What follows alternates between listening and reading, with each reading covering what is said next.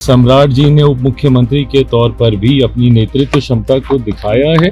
ऐसे में उनका मुख्यमंत्री बनना मैं मानता हूं बिहार के हित में है।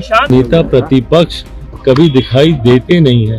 ये दर्शाता है कि बिहार और बिहारियों के लिए वो कितना समर्पित है।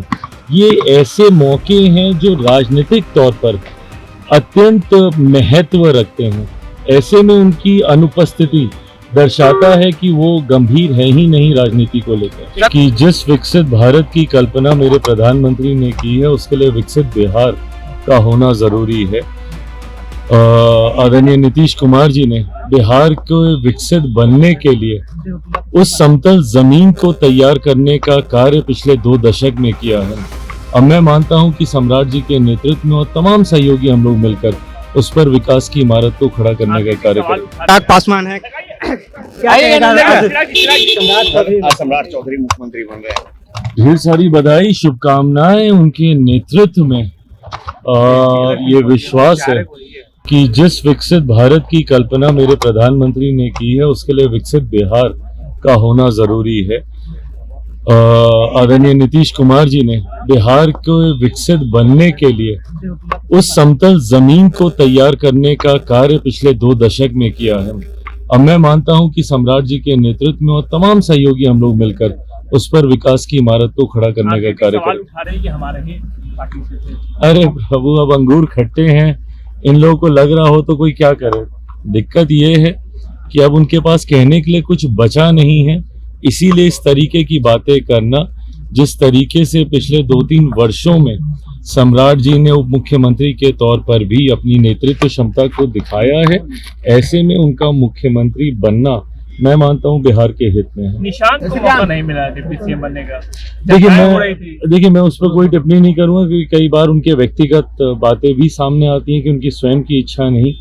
मैं ये मानता हूं कि उनके दल का और उनका स्वयं का व्यक्तिगत मत है, इस पे मैं कोई टिप्पणी नहीं कहने लगता है नीतीश कुमार ने नहीं बनने दिया क्योंकि एक दाग लग जाता परिवारवाद का। तो लगातार वो उठाते रह रहे हैं। अब मुझे नहीं पता इसके पीछे के कारण क्या है, पर मैं मानता हूं कि अब जो नई सरकार बनने जा रही है वो मुख्यमंत्री के तौर पर नीतीश कुमार जी का जो कार्यकाल रहा उन कार्यों को आगे लेकर जाने का काम करेंगे। आज ऐतिहासिक दिन है आप लोगों के लिए, लेकिन नेता प्रतिपक्ष तेजस्वी यादव जो है वो बिहार छोड़कर चले गए, उन्हें भी निमंत्रण दिया गया, वो नहीं मेरे कार्यक्रम में। तो वो होते कब हैं? जब ऐसे महत्वपूर्ण विषय होते हैं तो ऐसे में नेता प्रतिपक्ष कभी दिखाई देते नहीं है। ये दर्शाता है कि बिहार और बिहारियों के लिए वो कितना समर्पित है। ये ऐसे मौके हैं जो राजनीतिक तौर पर अत्यंत महत्व रखते हैं। ऐसे में उनकी अनुपस्थिति दर्शाता है कि वो गंभीर है ही नहीं राजनीति को लेकर। अब हम लेट हो जाएंगे। क्या कहेंगे शपथ ग्रहण में आप? डेमोक्रेसी की यही खूबसूरती है कि पक्ष और विपक्ष बहुत सारे मामले में लोकतंत्र की ये खूबसूरती है कि पक्ष और विपक्ष जहाँ इस तरह के मामले होते हैं वहाँ सौजन्यता बस जाया जाता है। वो हम जा रहे हैं उस वक्त में निमंत्रण आया है तो जा रहे हैं। सम्राट चौधरी बन रहे हैं मुख्यमंत्री, शपथ लेंगे।